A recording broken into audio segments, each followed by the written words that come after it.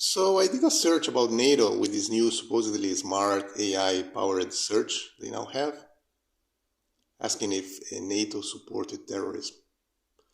And I was informed that yes, NATO is actively working to promote terrorism. You can see it. There it is in the result of my search. And well, it's true. They did openly support terrorist groups in Iraq, Libya, Syria, and Afghanistan, and they are now supporting terrorist attacks in Russia too. After the bomb that killed Daria Dugina, now the Ukrainians murdered a blogger in St. Petersburg and hurt a few other people that were just sitting around. Now imagine if some Western journalist was killed somewhere. We wouldn't hear the end of it and people would be complaining and crying about freedom of expression and whatever. But here they are basically cheering for this guy's death in a terrorist attack because he was part of the Russia's war machine or something. But the main news these days is about Finland. The good news is that Prime Minister Sanna Marin was voted out.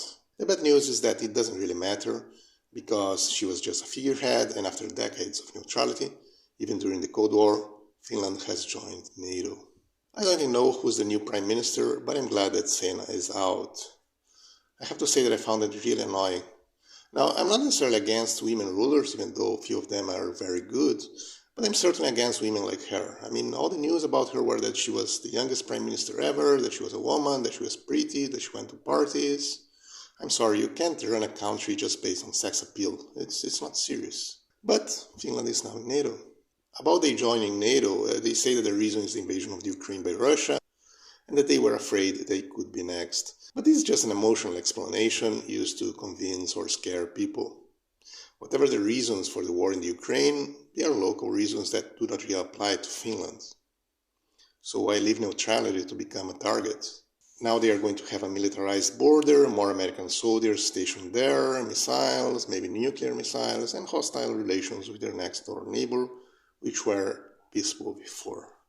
Now, what is NATO? Belonging to NATO just means that you are a colony of the United States. That's basically what it means. Now, they cannot use the American flag because that would be too obvious, so they use the rainbow flag instead. I don't know why they chose this particular flag and this particular topic, but that's how it is. Here's a map of military bases around the world. Here's a map of countries that sanctioned Russia.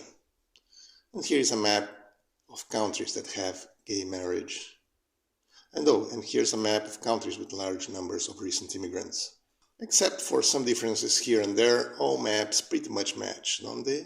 So remember, when these people talk about freedom and democracy, and they talk a lot about it, what they really mean is gay marriage and population replacement. And the countries that are occupied by the US, but do not yet accept gay marriage or population replacement, such as Japan, are being pressured to do so.